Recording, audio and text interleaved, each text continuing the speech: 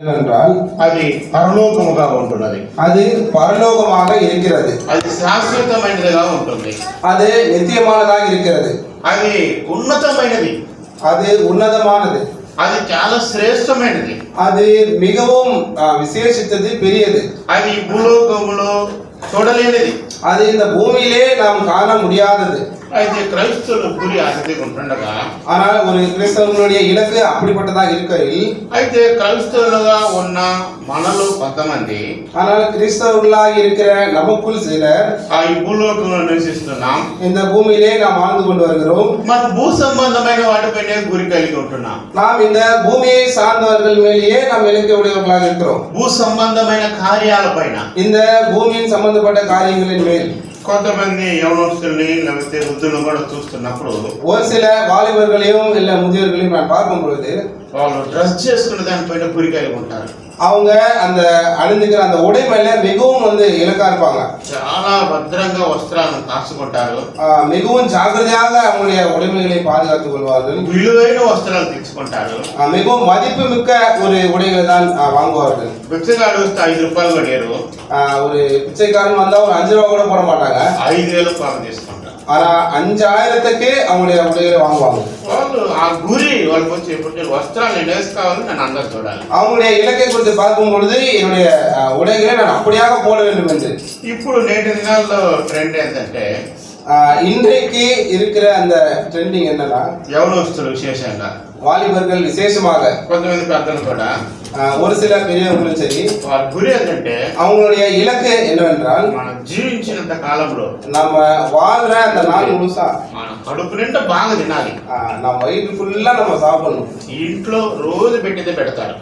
வீட்டுல டெய்லி போடுறது தான் போடுவாங்க. సాయంత్రం అయితే சாயந்தரம் ஆச்சுன்னா ఎక్కడైనా ఫాస్ట్ ఫుడ్ కి హోటల్కి వెళ్ళి బాగా తినాలి. எங்கேயாவது வெளியே போய் ஃபாஸ்ட் ஃபுட் ஹோட்டலுக்கு போய் நல்லா சாப்பிடணும். ఇంట్లో వచ్చే 100 రూపాయలు అమ్మ అడిగితే లేవంటారు. வீட்டுக்கு வந்து ஒரு 100 ரூபாய் கொடுப்பான்னு சொல்லி கேட்டா இல்லைன்னுவாங்க. అయితే వాళ్ళ కడుపుకి 1000 రూపాయలు తిని వస్తారు. ஆனா அவங்களுடைய அந்த வயதுக்கு 1000 ரூபாய்க்கு சாப்பிட்டு வருவாங்க. వాళ్ళ గురి అంతా తినాలి బాగా అంతే. அவங்களுடைய இலக்கு எல்லாம் நல்லா சாப்பிடணும். బైబిల్లోనే చెప్తుంది, வேதத்திலேயே சொல்லுது, మనం ఈ లోకంలో ఏం తీసుకోబోయేది లేదు, இந்த உலகத்திலிருந்தே நாம் எதுவும் எடுத்துக்கொள்ள போக முடியாது என்று. కాబట్టి ఇప్పుడు ఉన్నప్పుడు బాగా తిందాం. அதனால நம்ம இங்க இருக்கும் பொழுது நல்லா சாப்பிடலாம். ఫ్రెండ్స్ కి అందరు ఫోన్ చేస్తారే, పలానా ఫాస్ట్ ఫుడ్ వచ్చేస్తే మీరు వచ్చేయండి. அவங்களுடைய நண்பர்கள் எல்லாம் கால் செஞ்சு கூப்பிடுவாங்க, இந்த மாதிரி இந்த ஃபாஸ்ட் ஃபுட் நான் போறோம் வந்துருங்க அப்படின்னு சொல்லி. మంచి గురి అది. அது ஒரு நல்ல இலக்கு அவங்களை பொறுத்த வரைக்கும். దాని వల్ల ఇబ్బంది మహాభయంకరం. ஆனால் அதனால வரக்கூடிய அந்த பிரச்சனை ரொம்ப பயங்கரமானது. కొంతమందికి గురి కలిగి ఉంటారు. ஒரு சிலர் இப்படியாக இலக்கை வச்சிருப்பாங்க. ఇల్లు కొనాలి, బాగా కట్టాయి, ఇంట్లో ఉండాలి. ఇల్లు కొని కట్టి దాంట్లో బాగా నివసించాలి. வீடு வாங்கி, இடத்தை வாங்கி அல்ல வீடு வாங்கி நல்லா கட்டி அதுல நிம்மதியா இருக்கணும். వాళ్ళ గురి అంతా కూడా చాలా మందికి అదే ఒకే గురి. அவங்களுடைய இலக்கு முழுசா அந்த வீடு கட்டணும், அதுல நல்லா வாழணும் அப்படின்றது மேலதான் இருக்கும். ఈ భూ సంబంధంగా ఈ భూలోకంలో ఉన్నంత వరకు స్థిరంగా ఉండాలనే గురి. இந்த பூமியிலே நாம் வாழ்கிற அந்த நாள் முழுசுமாக நாம் உறுதியாக வாழ வேண்டும் என்று சொல்லி அவங்களுடைய இலக்கா இருக்கிறது. పూర్తిగా పలు విధమైన గురులు కలిగి ఉంటున్నారు. அப்படியாக அநேக விதங்களாக அநேகமான இலக்குகளை உடையவர்களாக இருக்கிறார்கள். కొంతమంది యవనస్తులు ఎప్పుడు ఆటలాడాలనే గురి. ஒரு சில வாலிபர்கள் பார்க்கும்போது எப்பொழுதும் விளையாட வேண்டும் என்று சொல்லிதான் அவருடைய இலக்காக இருக்கிறது. నాకు తెలిసిన ఒక కుటుంబం ఉన్నది. எனக்கு தெரிஞ்ச ஒரு குடும்பம் இருக்கிறது. వాళ్ళ ఇంట్లో పిల్లలు అందరూ కూడా ఎప్పుడు చదవాలని, அவங்க வீட்டுல இருக்கிற அந்த பசங்க எப்பொழுதும் படிக்கணும்னு சொல்லிதான். స్కూల్ నుంచి వస్తారు, ஸ்கூல்ல இருந்து வருவாங்க, వాళ్ళ అమ్మ కాఫీ ఇస్తుంది, அவங்க అమ్మ காஃபி போட்டு கொடுப்பாங்க, బిస్కెట్ ఇస్తుంది, பிஸ்கட் கொடுப்பாங்க. అది తింటా కూడా ఒప్పుకు దిక్కు చదువుకుంటా ఉంటారు. அது சாப்பிடும் போது கூட அது ஒரு புக்கை எடுத்து படிச்சிட்டு இருப்பாங்க. వాళ్ళని చెప్పి அவங்க அம்மா சொல்லுவாங்க, నేను చెప్తున్నా తినేటప్పుడు ఏం చదవద్దు, நான் சொல்றேன் சாப்பிடும் போது எது நீ படிக்காத. ఇప్పుడు మన ట్రెండ్ ఏంటంటే, இப்போ நம்மளுடைய ட்ரெண்டிங் என்னன்னா, తింటున్నా కూడా ఇట్లా అనుకుంటా ఉంటాం. சாப்பிடும் போது கூட இப்படி நம்ம மொபைல் தேய்ச்சிட்டு தான் இருக்கிறோம். అది మంచిదా? அது நல்ல காரியமா? మంచి జ్ఞానం అనే మన యొక్క అనేకుల గురి సెల్ ఫోన్ పైనే ఉంటుంది. அது நல்ல ஞானம்னு நினைச்சுக்கிட்டு அநேகமான பேருடைய இலக்கு அந்த మొబైల్ மேலே இருக்கு. అయితే పరిశుద్ధులుగా ఉన్న వాళ్ళ గురి నేను ముందే చెప్పాను, అది శాశ్వతమైనది. ஆனால் பரிசுத்தவான்களுடைய இலக்கு அதை குறித்து நான் சொல்லும் பொழுது அது நித்தியமானது என்று சொல்லியிருக்கிறேன். అది నిత్యంగా శాశ్వతంగా శిథిలమైపోకుండా ఉండే గురి అది. அது நித்தியமாக நிரந்தரமாக அதாவது శిథిలమైపోకుండా சிதிலமடையாததாக இருக்கும். అయితే ఆ గురి కొంతమంది భక్తులు కలిగి ఉన్నారు. ஆனால் அப்படிப்பட்ட இலக்கை ஒரு சில பக்தர்கள் வைத்திருக்கிறார்கள். దావీదు భక్తులు గురి కలిగి ఉన్నారు. தாவீது பக்தன் எப்படியாக இலக்கை வைத்திருக்கிறான்? కీర్తన 16వ అధ్యాయంలో சங்கீதம் 16ஆம் அதிகாரம் 8వ వచనంలో 8ஆம் வசனம் ఆయన చెప్తున్నాడు, அவர் சொல்லுகிறார், సదాకాలము యెహోవా యందు నా గురి నిలుపుతున్నాను. கர்த்தரை கர்த்தரை எப்பொழுதும் எனக்கு முன்பாக வைத்திருக்கிறேன். ఆయన నా కుడి పార్శ్వం అవుతున్నాడు కనుక నేను కదల్చబడను. அவர் என் வலது பாரசத்தில் இருக்கிறபடியால் நான் அசைக்கப்படுவதில்லை. ఈయన గురి ఎట్లా ఉంది? இவருடைய இலக்கு எப்படியாக இருக்கிறது? సదాకాలము, எப்பொழுதும், ఎల్లప్పుడూ, எப்பொழுதும், తన జీవిత కాలం అంతయు, தன்னுடைய வாழ்நாள் முழுவதுமாகவும் ఆయన గురి, அவருடைய இலக்கு ఆ దేవుడి పైనే ఉంటుంది. அந்த தேவன் மேலே தான் அது இருக்கிறது. ఆయన పైన ఉన్నప్పుడు ఆ గురి, அவர் மேல் அந்த இலக்கானது இருக்கும் பொழுது, ఆయన నా కుడి పార్శ్వం అంటున్నాడు, அவர் என் வலது பாரசத்தில் இருக்கிறார். గురి ఆయన పైన ఉన్నప్పుడు, என்னுடைய இலக்கு அவர் மேல் இருக்கும் பொழுது, ఆయన పక్కన కుడి పక్క ఉంటున్నాడు, அவர் என்னுடைய வலது பக்கத்திலே இருக்கிறார். ఈ భూలోకంలో ఎలాంటి సందర్భాలు నాకు అనుకూలత లేకుండా వచ్చినా, இந்த உலகத்திலே இப்படிப்பட்ட சூழ்நிலைகளும் எனக்கு ஏற்றபடி இல்லா இருந்தாலும் నేను కదల్చబడను, நான் అసైக்கப்படுவதில்லை. ఎందుకొరకు? எதற்காக? ఆయన పైన నాకు గురి ఉన్నది. அவர் மேல் என்னுடைய இலக்கு இருக்கிறது. ఆయన సర్వశక్తిమంతుడు, அவர் సర్వ వల్లமையுள்ளவர். ఆయన రాజులకు రాజు, அவர் రాజాக்களுக்கு రాజా, ప్రభులకు ప్రభు, அவர் பிரபுக்களுக்கு பிரபு. ఆయన పైన నా గురి నింపాను. அவர் மேல் என்னுடைய இலக்கை வைத்திருக்கிறேன். ఆ గురి ఆయన పైన కలిగి ఉన్నప్పుడు, அந்த இலக்கை அவர் மேல் நாம் வைத்திருக்கும் பொழுது ఆయన ఏం చేస్తున్నాడు? కుడి పక్క నిల్చుంటున్నాడు. அவர் செய்கிற காரியம் என்ன? நம்முடைய வலது பாரசத்தில் இருக்கிறார். దావీదు భక్తుడు అంటున్నాడు, నా కుడి పార్శ్వం ఉన్నాడు. தாவீது பக்தன் சொல்லுகிறான், என் வலது பாரசத்தில் இருக்கிறபடியால். ఆయన కుడి పక్కన ఉన్నప్పుడు మనల్ని ఈ భూలోకంలో ఏది కూడా ఏమి చేయలేదు. அவர் நம்முடைய வலது பாரசத்தில் இருக்கும் பொழுது இந்த உலகத்திலே எந்த காரியமும் நம்மை ஒன்றும் செய்ய முடியாது. ఆ రీతిగా మన యొక్క జీవితంలో కూడా, அப்படியாக நம்முடைய வாழ்க்கையிலும் கூட మన యొక్క గురి ఎల్లప్పుడూ ఆయన పైన కలిగి ఉండాలి. நம்முடைய இலக்கு எப்பொழுதும் அவர் மேல் சார்ந்ததாக இருக்க வேண்டும். ఆ రీతిగా మన గురి కలిగి ఉన్నప్పుడు, அப்படியாக ஒரு இலக்கை நாம் வைத்திருக்கும் பொழுது ఆయన మన కుడి పార్శ్వం మన ప్రక్కనే ఉంటాడు. அவர் நம்முடைய பக்கத்தில் அல்லது வலது பாரசத்தில் அவர் எப்பொழுதும் இருப்பார். అవును ప్రియమైన వాళ్ళారా, ஆம் பிரியமானவர்களே, మన గురి ఎట్లా ఉన్నది? நம்முடைய இலக்கு எப்படிப்பட்டதாக இருக்கிறது? పరిశుద్ధ గ్రంథంలో కొంతమంది గురి వారి సొంత నిర్ణయాలు వారి ఇష్టానుసారముగా ఉన్నవి. பரிசுத்த வேதாகமத்திலே ஒரு சில பேருடைய இலக்கானது அவருடைய சொந்த முடிவுகளை சார்ந்ததாக இருக்கிறது. ఆ రీతిగా వారు సొంత నిర్ణయాలు చేసుకొని వారి గురి వారిపైన భూ సంబంధమైన వాటిపైన నిలిపినప్పుడు, அப்படியாக அவங்க முடிவு எடுத்துக்கிட்டு அவங்களுடைய இலக்கானது அந்த பூமியை சார்ந்ததாகவே இருக்கும் பொழுது వారు తల్లిదండ్రుల్ని లెక్క చేయటం లేదు, அவர்கள் தங்களுடைய பெற்றோர்களை மதிப்பதில்லை. పరిశుద్ధ గ్రంథంలో న్యాయపతుల గ్రంథానికి రండి. பரிசுத்த வேதாகமத்திலே நியாயாதிபதிகள் புஸ்தகத்திற்கு வாருங்கள். న్యాయపతుల గ్రంథము நியாயாதிபதிகள் புஸ்தகம் 14వ అధ్యాయం 14ஆம் அதிகாரம்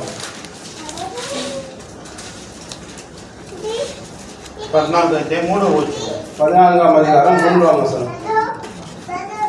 அப்பொழுது அவன் தாயும் அவன் தகப்பனும் அவரை நோக்கி, நீ போய் விருத்த சேதனம் இல்லாத பெலிஸ்தரிடத்தில் ஒரு பெண்ணை கொல்ல வேண்டியதல்ல. உன் சகோதரரின் குமாரத்திகளிலும் எங்கள் ஜனம் அனைத்திலும் பெண் இல்லையா என்றார்கள். சிம்சோன் தன் தகப்பனை நோக்கி, அவள் என் கண்ணுக்கு பிரியமானவள், அவளையே எனக்கு கொல்ல வேண்டும் என்றான். தெலுங்கில் எடுத்தவங்க வாசிங்க. వారు నీ స్వజనుల కుమార్తెలు గాని నా జనులను గాని స్త్రీ లేదనుకుని సున్నతి పొందని ఫిలిస్తీన్ల నుండి కన్యకను తెచ్చుటకు వెళుతున్నావా అని అతను అడిగారు. అందుకు సంసోను ఆమె నాకు ఇష్టమైనది కనుక ఆమెను నా కొరకు తెప్పించమని తన తండ్రితో చెప్పాను. ప్రియమైన వాళ్ళ ఈ భాగాన్ని మనం చూస్తుంటున్నప్పుడు பிரியமானவர்களே, இந்த வேத பகுதியை நாம் பார்க்கும் பொழுது సంసోను యొక్క గురి, சிம்சோனுடைய இலக்கு, సంసోను దేవుడి చేత ఏర్పరచబడి నాజీరు చేయబడిన వాడుగా ఉన్నాడు. சிம்சோன் தேவனால் தெரிந்து கொள்ளப்பட்டு ஒரு மனுஷன். తల్లిదండ్రులకు ముందుగానే సంసోను ఎత్తి పెంచాలని చెప్పారు. அவங்களுடைய பெற்றோர்களுக்கு சிம்சோனை எப்படியாக வளர்க்க வேண்டும் என்று சொல்லி முன்னதாகவே சொல்லப்பட்டது. అసలు దేవుడి కొరకు ప్రత్యేకింపబడినవాడని చెప్పబడింది. அவன் தேவனுக்காக பிரித்தெடுக்கப்பட்டான் என்று சொல்லி சொல்லப்பட்டிருக்கிறது. అయితే ప్రత్యేకింపబడిన ఈ సంసోను, ஆனால் பிரித்தெடுக்கப்பட்டிருக்கிற இந்த சிம்சோன் దావీదు వలె లేడు.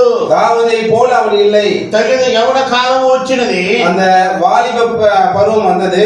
అయితే తల్లిదండ్రులను ధిక్కరిస్తూ ఉంటున్నాడు. ஆனால் தன்னுடைய பெற்றோர்களே அவன் மறுதலிக்கிறான். ఇక్కడ ఆయన గురి ఎవరి పైన ఉన్నది?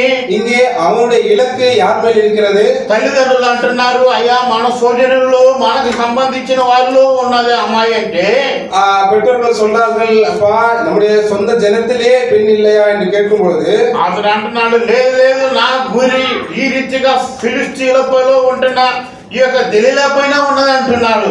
அவன் சொல்லுகிறான், இல்ல என்னுடைய இலக்கு பிலிஸ்தீன் பெண்ணாகிய அந்த தெலீலாள் மேல் இருக்கிறது என்று சொல்லி அவன் சொல்லுகிறான். ప్రియమైన వారలారా, பிரியமானவர்களே, ఈయన గురి இவனுடைய இலக்கு శరీరానుసారముగా ఉన్నది, శరీర ప్రకారமாக இருக்கிறது. శరీరానుసారమైన గురి వల్ల వచ్చిన ఆశీర్వాదం ఏంది? శరీర ప్రకారமாக வைத்திருக்கிற அந்த இலக்கினாலே அவனுக்கு வந்து ஆசீர்வாதம் என்ன? మనం అన్ని భాగాలు చూడడానికి సమయం లేదు. நாம் எல்லா பகுதிகளையும் வாசிக்கிறதுக்கு நேரம் இல்லை. చివరిగా దాని యొక్క ఫలితాన్ని మనం చూస్తున్నప్పుడు, கடைசியாக அதனுடைய பலனை குறித்து பார்க்கும் பொழுது చాలా చింతించవలసిన విషయంగా ఉన్నది. மிகவும் துக்கப்படக்கூடிய ஒரு விஷயமாக இருக்கிறது. మనందరికి తెలిసినదే, நாம் எல்லாருக்கும் நன்றாக தெரிந்ததே. శరీరానుసారముగా ఆశించాడు, శరీర ప్రకారமாக அவன் விரும்பினான். శరీర కార్యాలపైన గురి ఉంచాడు, శరీర సంబంధపట్ట కార్యಗಳ ಮೇಲೆ அவன் ఇలకై வைத்தான். అయితే చివరికి దాని యొక్క ఫలితం ఏందని మనం చూస్తుంటున్నప్పుడు, ஆனால் கடைசியாக அதனுடைய பலன் என்னவென்று சொல்லி நாம் பார்க்கும் பொழுது, రెండు కన్నులు పెరిగవేయబడిన వాడగా, இரண்டு கண்களையும் பிடுங்கப்பட்டவனாக, తిరుగులు విసిరేవాడుగా, తిరుగులు విసిరేవాడుగా, இயந்திர கல்லை அரைக்கிறவனாக. ప్రియమైన వారలారా, ఆయన చూసినప్పుడు నాజీరు చేయబడిన వాడు తలంతా కూడా గురికి వేయబడిన వాడుగా, தன்னுடைய தலைமுடி முழுவதுமாக சிதைக்கப்பட்டவனாக, నిజంగా చింతించవలసిన వాడుగా వేదన పడుతూ ఉంటున్నాడు. மிகவும் துக்கப்பட்டு வேதனையோடு கூட காணப்படுகிறான். అందుకే సామెతల గ్రంథంలో మహాజ్ఞాన సొలొమోను రాసుకుంటున్నాడు. அதுக்குதான் நீதிமொழிகள் புஸ்தகத்திலே மகா ஞானியாகிய சாலமோன் எழுதுகிறார். 16 సామెతల గ్రంథం 16వ అధ్యాయం, நீதிமொழிகள் 16ஆம் அதிகாரம் 25వ వచనంలో 25ஆம் வசனம், ఒకరి మార్గము వారి దృష్టికి యథార్థముగా కనబడును, ఆయనను తుదికి అది మరణమునకు చేరును.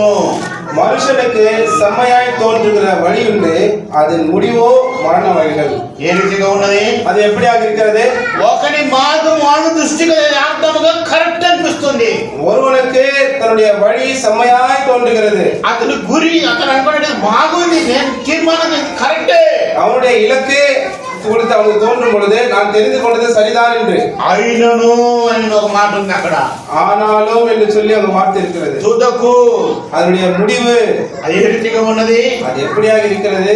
దైవ దృష్టికి అనుకూలముగా లేనిది, தேவனுடைய பார்வைக்கு ஏற்றதாக இல்லாதது, అది మరణమునకు పోతుంటున్నది, அது மரணத்திற்கு வழிவகுக்க கூடியதாக இருக்கிறது. ప్రియమైన వారలారా, பிரியமானவர்களே, మన గురి ఏ సంబంధంగా శరీరానుసారంగా ఉంటుందా, நம்முடைய இலக்கு உலக பிரகாரமாக செயல் சம்பந்தப்பட்டமாக இருக்கிறதா, లేకపోతే మన గురి దావీదు వలె ఉంటున్నదా, அல்லது நம்முடைய இலக்கு தாவீதை போன்று இருக்கிறதா? ఒకసారి మనం పరీక్షించుకోవాల్సిన వారంగా ఉంటున్నాం. ஒரு விசை நம்மை நாமே பரிசோதித்து பார்த்துக் கொள்ள வேண்டியவர்களாக இருக்கிறோம். సంసోను దేవుని చేత ఏర్పరచబడి ప్రత్యేకింపబడిన వాడు, சிம்சோன் தேவனால் தெரிந்து கொள்ளப்பட்டு பிரித்தெடுக்கப்பட்டவன். మనము కూడా దేవుని చేత ఏర్పరచబడి ప్రత్యేకింపబడిన వారమే, நாமும் கூட தேவனால் தெரிந்து கொள்ளப்பட்டு பிரித்தெடுக்கப்பட்டவர்கள் தான், రక్షింపబడిన వారమే, ரட்சிக்கப்பட்டவர்கள் தான், రక్షణ కుటుంబంలో ఉన్న వారమే, ரட்சிக்கப்பட்ட குடும்பத்தில் இருக்கிறவர்கள் தான். అయినను ஆனாலும் శరీర కార్యాలకు మనం దిగజారిపోయినప్పుడు, శరీர பிரகாரமான காரியங்களுக்கு நாம் இறங்கி போகும் பொழுது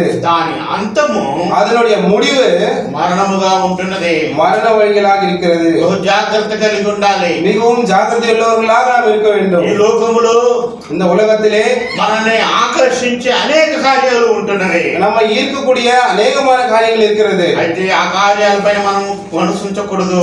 ஆனால் அந்த ஒரு காரியங்கள் மேல் நம் மனதை வைக்க கூடாது. ఆ రీతిగా ఉంచినప్పుడు మనం దాని వలన పొందే ప్రతిఫలము அப்படியாக நாம் அதன் மேல் மனதை வைப்போமானால் அதனாலே நமக்கு வரக்கூடிய அந்த பலன் అది ఎంతో చింతకు గురితీస్తూ ఉంటున్నది. அது மிகவும் வருத்தத்தை தரக்கூடியதாக இருக்கிறது. కాబట్టి ఈ లోకంలో ఉన్నప్పుడు ஆகவே இந்த உலகத்திலே நாம் வாழும் பொழுது దేవుని బిడ్డలుగా ఉంటున్న మనము கர்த்தருடைய பிள்ளைகளாக இருக்கிற நாம் అనుదినము ஒவ்வொரு நாளும் ఒక్కొక్క క్షణము ஒவ்வொரு நிமிடமும் మనం పరీక్షా జీవితంతో జీవించడం ఎంతో అవసరము. பரிசோதிக்கப்பட்ட ஒரு வாழ்க்கையில் கூட வாழ வேண்டியது மிகவும் அவசியம். అదే పరిశుద్ధ గ్రంథంలో మనం మరి యొక్క దేవుని దాసుని గురించి చూస్తున్నప్పుడు பரிசுத்த வேதாகமத்திலே நாம் மற்றொரு தேவனுடைய தாசனை குறித்து நாம் பார்க்கும் பொழுது యోబుని గురించి చూస్తున్నప్పుడు யோபை குறித்து நாம் பார்க்கும் பொழுது ఆయన గురి కలిగి ఉంటున్నాడు. அவர் ஒரு இலக்கை வைத்திருக்கிறார். ఏమి గురి కలిగి ఉంటున్నాడంటే என்னவென்று இலக்கை வைத்திருக்கிறார் என்றால் యోబు గ్రంథము 19వ అధ్యాయంలో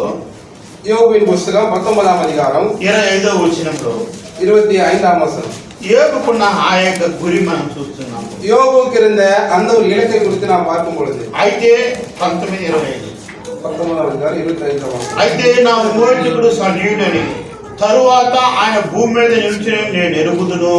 என் மீட்பர் உயிரோடு இருக்கிறார் என்றும் அவர் கடைசி நாளில் பூமியின் மேல் நிற்பார் என்றும் நான் அறிந்திருக்கிறேன். యోబు భక్తులకున్న గురి ఏంది? யோபு பக்தனுக்கு இருந்த அந்த இலக்கு என்ன? ఆ యొక్క గురి చూస్తున్నప్పుడు அந்த இலக்கை குறித்து நாம் பார்க்கும் பொழுது నన్ను రక్షించినాడు కదా, என்னை ரட்சித்தார் இல்லையா, నా విమోచకుడు, என்னுடைய மீட்பர், ఆయన సజీవుడు, அவர் உயிரோடு இருக்கிறார், ఆయన எல்லா కాలములో జీవించేవాడు, அவர் எப்பொழுதும் உயிரோடு இருக்கிறார். అయితే నాకు ఒక గురి కలిగి ఉంటున్నాను. ஆனால் எனக்கு ஒரு இலக்கை நான் வைத்திருக்கிறேன். ఒక సమయం రాబోతుంటున్నది, ஒரு சமயம் ஒரு நேரம் வரப்போகிறது. అప్పుడు ఆయన భూమి మీద నిలుస్తాడు. அப்பொழுது அவர் பூமியின் மேல் நிற்பார்.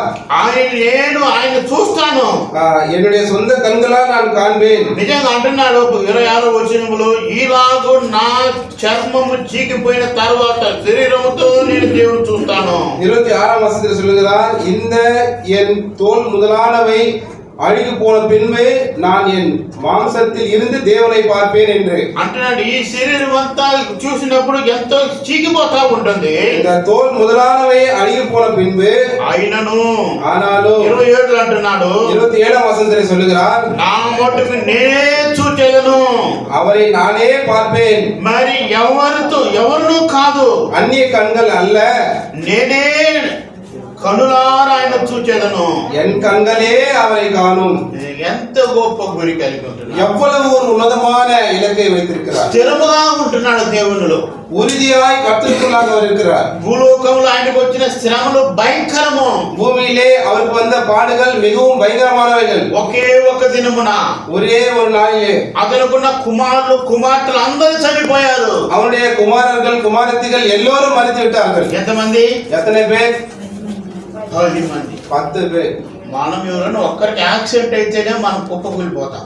நம்முடைய பிள்ளைகளுக்கு யாராவது ஒருத்தங்களுக்கு ஆக்சிடென்ட் ஆனாலே நம்ம வந்து நொந்து போய் விடுவோம். చెయ్యోకాలు ఇరగకుండా పైన శరీరం దుఃఖం పోతేనే మనం అప్పా అప్ప అంటాం. கையோ காலோ உடையாமலே மேல அந்த தோல் மேல சிராய்ப்பு வந்தாலே ஐயோ அம்மான்னு சொல்லுவோம். అయితే ஆனால் ఏ భక్తుడు யோபு பக்தன் దేవుడి పైన గురించి தேவன் மேல் தன்னுடைய இலக்கை வைத்து అంటున్నాడు, ఆయన ఇచ్చాడు, ఆయన తీసుకున్నాడు, ఆయన మహిమ కలుగుగా అంటున్నాడు. அவர் சொல்லுகிறார், கர்த்தர் கொடுத்தார், கர்த்தர் எடுத்தார், கர்த்தருக்கு ஸ்தோத்திரம் என்று சொல்லுகிறார். అందును బట్టే ఈ మాటలు చెప్తున్నాడు. அதனாலே இந்த வார்த்தைகளை அவர் சொல்லுகிறார், నా మడుగు నేను ఆయన చూస్తాను, என்னுடைய சொந்த கண்களாலேயே அவரை பார்ப்பேன். నిజంగా ఇలాంటి గురి కలిగిన దేవుని బిడ్డ, மெய்யாகவே இப்படிப்பட்ட இலக்கை உடைய ஒரு கர்த்தருடைய பிள்ளை మనం ఎట్లా ఉన్నాం? நாம் எப்படியாக இருக்கிறோம்? శ్రమల ప్రవాహపు సుడులే మనం చుట్టుకుంటున్నప్పుడు, அந்த பாடுகளுடைய அந்த ஆபத்துகள் அந்த பாடுகள் நம்மை சூழ்ந்து கொண்டிருக்கும் பொழுது మనం నెర్సిల్లిపోతుంటున్నామా? நாம் சோர்ந்து போகிறோமா? లేదా ఆయన వైపు చూస్తూ அல்லது அவரை நோக்கி నా మోచకుడు என்னுடைய மீட்பர் ఆయన వస్తాడు, அவர் வருவார், నేను ఆయన చూస్తాను, நான் அவரை பார்ப்பேன். ఆయన గురంతా కూడా విమోచకుని కొరకు ఎదురు చూస్తా ఉన్నాడు. அவருடைய இலக்கு முழுவதுமாக அவருடைய மீட்பரை நோக்கியே இருக்கிறது. దావీదు గురి தாவீதுடைய இலக்கு ఎల్లప్పుడు సదాకాలం ఆయన బయటే చూస్తున్నాడు. எப்பொழுதும் எல்லா காலத்திலேயும் அவரையே நோக்கி பார்க்கிறார். సంసోను గురి சிம்சோனுடைய இலக்கு ఎప్పుడు దెలీలానే చూస్తున్నాడు. எப்பொழுதும் தெலியாசியை தான் அவன் பார்த்து கொண்டிருக்கிறார். దాని వల్ల వచ్చే ఫలితం ఏంది? அதனுடைய பலன் என்ன? యోబు భక్తునికి వచ్చిన ఫలితం ఏంది? யோபு பக்தனுக்கு வந்த பலன் என்ன? దావీదు ఆయన గురి దేవుడి పైన ఉంచాడు. தாவீது தன்னுடைய இலக்கை தேவன் மேல் வைத்திருக்கிறார். అక్కడ చూసినప్పుడు దావీదును మహారాజుగా హెచ్చించాడు. அங்க பார்க்கும் பொழுது தாவீதை தேவன் மகாராஜாவாக உயர்த்தினார். యోబును చూస్తున్నప్పుడు யோபை குறித்து பார்க்கும் பொழுது 42వ అధ్యాయంలో చూస్తున్నాము యోబు గ్రంథంలో 42ஆம் அதிகாரத்திலே நாம் பார்க்கிறோம் யோபின் புத்தகத்திலே యోబు దేవుడి పైన ఆ యొక్క గురి కలిగి ఉంటున్నాడు కాబట్టి யோபு தேவன் மேல் தன்னுடைய இலக்கை வைத்திருக்கிறபடியால் 10వ వచనంలో మనం చూస్తున్నప్పుడు 10ஆம் வசனத்திலே நாம் பார்க்கிறோம். చివరి భాగం మొదటి అంత చదువుతాము. యోబు గ్రంథం 42వ వచనంలో யோபின் புத்தகம் 42ஆம் அதிகாரம் 10ஆம் வசனம். మరి యోబు తన స్నేహితుల నిమిత్తం ప్రార్థన చేసినప్పుడు యెహోవా అతని క్షేమ స్థితిని మరలా అతనికి దయచేసెను. మరి యోబును పూర్వము కలిగిన దానికంటే రెండంతల అధికముగా యెహోవా అతనికి దయచేసెను. யோபு தன் சிநேகிதனுக்காக வேண்டுதல் செய்தபோது கர்த்தர் அவன் சிறையிருப்பை மாற்றினார். யோபுக்கு முன் இருந்த எல்லாவற்றை பார்க்கிலும் இரண்டத்தனையாய் கர்த்தர் அவனுக்கு தந்தருளினார். ప్రియమైన వారలారా, பிரியமானவர்களே, యోబు భక్తుడు గురి కలిగి ఉన్నాడు.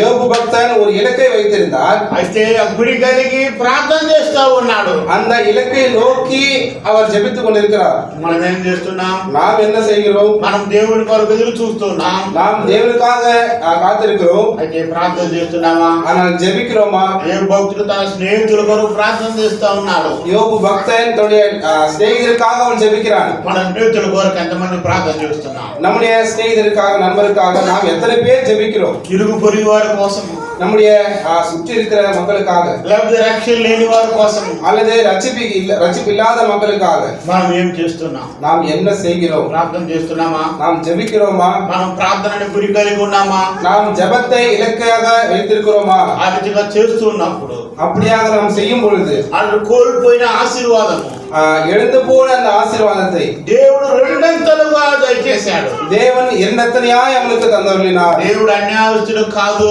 தேவன் அநியாயம் செய்கிறவர் அல்ல. ప్రేమైన వాళ్ళ నా జీవితాన్ని గురించి నేను ఆలోచన చేస్తున్నప్పుడు, பிரியமானவர்களே, என்னுடைய வாழ்க்கை குறித்து நான் சிந்திக்கும் பொழுது ఒకసారి యవన ప్రాయంలో ఉన్నప్పుడు దేవుడు తెలియకుండా గురి లేనివాడుగా ఉన్నాను. ஒரு காலத்திலே வாலிப பிரயாணத்திலே தேவன் என்று தெரியாமல் ஒரு இலக்கு இல்லாதவனாக இருந்தேன். ఒక దినం నా జ్ఞాన ప్రకాశ్ అంకుల్ గారు వచ్చారు బైబిల్ స్టడీకి. ஒரு நாளே ஞான பிரகாசம் அங்கிள் வந்தார் வேத ஆராய்ச்சி கூட்டத்திற்கு. అయిపోయినది. அந்த கூட்டம் முடிந்தது. ఆయన రాత్రి ఆ రోజు పండుకున్నాడు. அன்றைக்கு இரவு அவர் தூங்கி கொண்டிருந்தார். నన్ను ఆయనతో కూడా పండుకోమని చెప్పారు. என்னையும் அவரோடு கூட சேர்ந்து தூங்க சொன்னார்கள். అప్పుడు ఆయన అడిగాడు, அப்பொழுது அவர் இடத்தில் கேட்டார், నీ పేరేం పేరు అన్నాడు. உன் பேர் என்ன பேருன்னு கேட்டார். ఆయన తెలుసు, ఆయన మళ్ళీ అడిగాడు. அவருக்கு தெரியும், இருந்தாலும் திரும்பவும் கேட்டார். అడిగి అన్నాడు, నీ పేరు మా నాయన పేరు అన్నాడు. கேட்டு சொன்னாரு, உன்னுடைய பேர் வந்து என்னுடைய தகவல் பேருன்னு சொன்னாரு. అయితే నీ గురి ఏ రీతిగా ఉన్నది? ஆனா உன்னுடைய இலக்கு எதை குறித்ததாக இருக்கிறது? ఏమీ లేదు, ஒண்ணுமே இல்ல. రక్షణ పడితే ఆడిపోతా ఉన్నాడు. ரட்சிக்கப்பட்டீனா நீ எங்க போவேன்னு கேட்டாரு. పరలోకానికి పోతామంటే రక్షణ పొందాలి కదా. பரலோகத்துக்கு போகணும்னா நீ ரட்சிக்கப்படணும் இல்ல, రక్షణ పడ్డావు అన్నాడు. ரட்சிக்கப்பட்டியான்னு கேட்டாரு. లేదు. இல்ல. ఆ రాత్రి அன்னைக்கு இரவு ఆయన ప్రార్థన చేసినప్పుడు, அவர் ஜெபித்த பொழுது, అక్కడ మోకాళ్ళుని కన్నీటితో కూడా పాపాలు ఒప్పుకున్నప్పుడు, அங்கே முழங்கால் படிட்டு கண்ணீரோடு கூட பாவங்களை ஒற்றுக்கொள்ளும் பொழுது, నా గురి దేవుని పైన చెప్పినప్పుడు, என்னுடைய இலக்கை தேவன் மேல் வைக்கும் பொழுது, నరకానికి గురిగా ఉన్న నన్ను, நரகத்திற்கு இலக்கானவனாக இருந்த என்னை పరలోకం వైపు నా గురి తిప్పారు. பரலோகத்தின் மீது இலக்க வைக்கும்படியாக மாற்றினார். దేవుని కృపది. தேவனுடைய கிருபை. 1993 సంవత్సరంలో 1993 வருஷத்திலே అక్టోబర్ నెల 27వ తారీఖున ఆ యొక్క సంఘటన జరిగింది. அக்டோபர் மாதம் 27ஆம் தேதி இந்த நிகழ்வு நடந்தது. దేవుని కృప చేత నాకు ఆశీర్వాదం దొరికింది. தேவனுடைய கிருபையினாலே எனக்கு அந்த ஆசீர்வாதம். నేను నా కోసమే దేవుడు తన దాసుని పంపాడు. நான் நினைச்சேன் எனக்காகவே தேவன் தம்முடைய தாசனை அனுப்பினார் என்று. అయితే మనము మన సహోదరులు లేక మనతో కూడా ఎవరైనా వస్తే ఈ మాట అడుగుతున్నామా నీ గురి ఏమని? ஆனால் நாம் நம்முடைய சகோதரர்கள் அல்லது நம்மோடு கூட யாராவது வரும் பொழுது நாம் கேட்கிறோமா அவருடைய இலக்கை என்னன்னு சொல்லிட்டு? మనకేం లేదు, బాగా కట్టెడు తిని తలకని తీసి పండుకుంటున్నాం. இல்ல நமக்கு என்ன இருக்கு சொல்லிட்டு நல்லா சாப்பிட்டு நம்ம தலையில வச்சுட்டு நம்ம தூங்குறோமா? ప్రియమైన వాళ్ళరా, பிரியமானவர்களே, ఎవరిని చూసినా யாரை பார்த்தாலும் మనం ఈ ప్రశ్న అడగాలి. நாம் இந்த கேள்வியை நாம் கேட்க నువ్వు வேண்டும். రక్షణ పొందావా? நீ ரட்சிக்கப்பட்டியா? నీ గురి ఎక్కడ ఉంది? உன்னுடைய இலக்கு எதன் மேல் இருக்கிறது? పరలోకమా నరకమా? பரலோகமா அல்லது நரகமா? నా పరలోకానికి పోవాలంటే మార్గం ఏందని చెప్తున్నామా? நீ பரலோகத்துக்கு போகணும்னா அதனுடைய வழி என்னன்னு சொல்லிட்டு நாம் சொல்றோமா? ప్రియమైన వాళ్ళరా, பிரியமானவர்களே, ఆది కాండంలో మనందరికీ తెలుసు ஆதியாகமத்திலே அந்த நிகழ்வு நம்ம எல்லாருக்கும் தெரியும். నోవహు దినముల గురించి. நோவானுடைய நாட்களை குறித்து నోవహును దేవుడు పిలిచి చెప్తున్నాడు. நோவாவை தேவன் கூப்பிட்டு சொல்லுகிறார், నోవహు, நோவா, ఈ ప్రజలు చెడిపోయి ఉన్నారు. இந்த ஜனங்கள் பொல்லாத ஜனங்களாக இருக்கிறார்கள். వీరు దుర్మార్గంగా ఉన్నారు. துன்மார்க்கமான ஜீவியத்தை ஜீவிக்கிறார்கள். గురి లేని వారుగా ఉన్నారు. ஒரு இலக்கு இல்லாதவர்களாக இருக்கிறார்கள். నిజంగా వారి విషయంలో నా హృదయం నొచ్చుకుని వేదన పడుతుంటున్నాను. மெய்யாகவே அவர்களை குறித்ததாக என்னுடைய இருதயம் மனஸ்தாபப்படுகிறது என்று சொல்லுகிறார். కాబట్టి ஆகவே నీవు వెళ్ళి நீ போய் ఒక వాడను చేసుకో. ஒரு பேடையை உருவாக்கு. అవును, దేవుడు చెప్పినప్పుడు தேவன் சொன்ன பொழுது నోవహు గురి కలిగిన వాడుగా, நோவா அவனுடைய இலக்கை உடையவனாக దేవుడు చెప్తున్నాడు. தேவன் சொல்லுகிறார், నోవహు, நோவா, వాడ 3 అంతస్తులుగా చేయాలి. அந்த பேழையானது 3 அந்தஸ்தாக செய்ய வேண்டும். నిజంగా నీ కుటుంబం అందరూ దాంట్లో ప్రవేశించాలి. மெய்யாகவே உன்னுடைய குடும்பத்தில் இருக்கிற எல்லாரும் அதில் பிரவேசிக்க வேண்டும். చెప్తున్నప్పుడు சொல்லும் பொழுது నోవహు తన గురిని దేవుని వైపు నిలిపాడు. நோவா தன்னுடைய இலக்கை தேவன் மேல் திருப்பினார். నిజంగా మన గురి ఏ రీతిగా ఉంటున్నది? மெய்யாகவே நம்முடைய இலக்கு எதை சார்ந்ததாக இருக்கிறது? అయ్యో, వాళ్ళందరూ కూడా వాటిలోకి వస్తే బాగుంటుందని దేవుని యొక్క గురి. அவங்க எல்லாம் அந்த ஜனங்கள் எல்லாரும் வேலைக்குள்ள வர வேண்டும் என்று சொன்னால் தேவனுடைய இலக்காக இருந்தது. అయితే వారు దేవుని సన్నిధానమునకు రానొల్లని వారుగా, దేవుని మాట విననొల్లని వారుగా ఉన్నారు. ஆனால் அவர்கள் கர்த்தருடைய சமூகத்திற்கு வராமலும் கர்த்தருடைய பேச்சை கேட்காதவர்களாக இருந்தார்கள். దాని కారణం చేత వచ్చిన ఫలితం ఏంది? அந்த காரணத்தினால் அவர்களுக்கு வந்த அந்த பலன் என்ன? 40 దినాలు ప్రచండ వర్షం కురిసింది. 40 நாளளவும் விடாத அந்த மழை பெய்தது. ఏం జరిగింది? என்ன நடந்தது?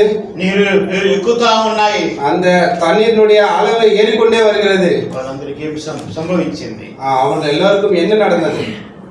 సంతోషించారా? அவங்க எல்லாரும் அதை குறித்து மகிழ்ச்சியா இருந்தாங்களா? అయ్యో, వాళ్ళకి చెప్పారు దేవుని వైపు తిరగండి, మారు మనసు పొందండి అని చెప్పినప్పుడు அந்த ஜனங்களுக்கு தேவன் சாயலாக திரும்புங்கள், நீங்கள் மனம் திரும்புங்கள் என்று சொல்லும் பொழுது వర్షం రాబోతూ ఉంటున్నది, மழை வரப்போகிறது. భయంకరము, பயங்கரமான ஒரு சம்பவம். వారు ఎగతాళి చేశారు. அவர்கள் அவனை கேலி செய்தார்கள். అయ్యో, వర్షం అంట, ஐயோ மழை வரப்போகுதா, ఇది ఎప్పుడు జరిగేది? இது எப்போ நடக்கும்? ఈ ముసలానికి పని లేదు, இந்த వయసానవனுக்கு வேற வேலை இல்ல. ఎగతాళి చేసి నవ్వినారు. அவனை கேலி செய்து நகைத்தார்கள். ప్రియమైన వాళ్ళారా, பிரியமானவர்களே, దాని యొక్క ఫలితం చూసినప్పుడు அதனுடைய பலனை குறித்து நான் பார்க்கும் பொழுது సామెతల గ్రంథంలో చూసినట్టుగా அந்த நீதிமொழிகள் புஸ்தகத்திலே பார்த்தது போல దాని యొక్క అంతము మరణముగా ఉన్నది, அதனுடைய முடிவு மரண வழிகளாக இருக்கிறது. వారి గురి అంతా భూసంబంధంగానే ఉన్నది. அவங்களுடைய இலக்கு எல்லாமே இந்த உலக பிரகாரமானதாக தான் இருந்தது. ప్రియమైన వాళ్ళారా, பிரியமானவர்களே, మనం పరం వైపు చూసేవారుగా, நாம் பரலோகத்தை நோக்கி பார்க்கிறவர்களாக, నిజమైన దేవుని వైపు మనం చూస్తూ மெய்யான தேவனை நோக்கி பார்த்து మన గురి ఎల్లప్పుడూ కూడా நம்முடைய இலக்கை எப்பொழுதும் கூட ఆయన వైపే కలిగి ఉన్నప్పుడు, அவர் மேலேயே சார்ந்திருக்கும் பொழுது ఆయన మన విడుగుడు ఎడబాయుడు, அவர் நம்மை விட்டு விலக மாட்டார். ఆయన నమ్మదగిన దేవుడుగా ఉన్నాడు. அவர் நம்ப தகுந்த தேவனாக இருக்கிறார். కాబట్టి దావీదు వలె మనం ఉందాం. ஆகவே தாவீதை போல நாம் இருப்போம். సదాకాలం మన గురి ఆయన వైపు నిలుపుదాం. எப்பொழுதும் நம்முடைய இலக்கை அவன் மேலேயே வைத்திருப்போம். అరటిగా చూసినప్పుడు సంసోను వలె మనం ఉన్నట్లయితే, அப்படியாக பார்க்கும் பொழுது சிம்சோனை போல நாம் இருப்போம். ஆனால் ప్రియమైన వాళ్ళ ఫలితం భయంకరము. பிரியமானவர்களே, அதனுடைய பலன் மிகவும் பயங்கரமானதாக இருக்கும். ఏ వలె ఉన్నప్పుడు யோபுவை போல நாம் இருக்கும் பொழுது రెట్టింపైన ఆశీర్వాదం, இரண்டத்தனையான ஆசீர்வாதத்தை பெறுவோம். నోవహు వలె ఉన్నప్పుడు, நோவாவை போல நாம் இருக்கும் பொழுது, దేవునికి లోబడినప్పుడు, தேவனுக்கு கீழ்ப்படியும் பொழுது, దేవుడు చెప్పిన ప్రకారముగా చేసినప్పుడు, தேவன் சொன்னது போல செய்யும் பொழுது అతను కాపాడబడ్డాడు. அவன் காப்பாற்றப்பட்டான். అతను మాత్రమా? அவன் மட்டுமா? అతని కుమారులు, அவனுடைய மகன்கள், కోడళ్ళు, அவனுடைய மருமகள்கள், తన భార్య தன்னுடைய மனைவி సురక్షితంగా ఉన్నారు. பாதுகாப்பாக இருக்கிறார்கள். చూసినప్పుడు నోవా గురి దేవుడి పైన నిలిపి ఉన్నాడు. பார்க்கும் பொழுது நோவாவினுடைய இலக்கு தேவன் மேலேயே வைத்திருந்தார். దేవుడు అంటున్నాడు, ఈ తరం వారిలో నీవే నీతిమంతుడివి నేను చూశాను అంటున్నాడు. தேவன் சொல்லுகிறார், இந்த சந்ததியாரில் நீதான் நீதிமான் என்று சொல்லுகிறார். మన గురించి చెప్పగలరా? நம்மை குறித்து தேவன் அப்படியாக சொல்ல முடியுமா? ఒకసారి ఆలోచించండి.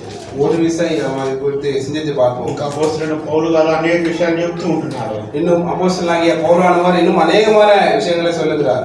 ఇప్పుడు సమయం లేదు కాబట్టి నేను ముగిస్తున్నాను. ஆனால் இப்பொழுது நேரம் இல்லாத காரணத்தால் நான் முடிக்கிறேன். కాబట్టి మనం ఎల్లప్పుడూ గురి ఆయనపై నిలిపి அதனால நம்முடைய இலக்கு எப்பொழுதும் அவர் மேலேயே வைத்து ఆయన రాకడ కొరకు ఎదురు చూస్తూ அவருடைய வருகைக்காக எதிர்பார்த்து విశ్వాసంతో సాగుటకు దేవుడు సహాయం చేయనుగాక. விசுவாசத்தோடு கூட ஓடும்படியாக தேவன் உதவி செய்வாராக. దేవుడు మాకు ఆశీర్వదించుగాక. தேவன் தாமே இந்த வார்த்தையை ஆசீர்வதிப்பாராக.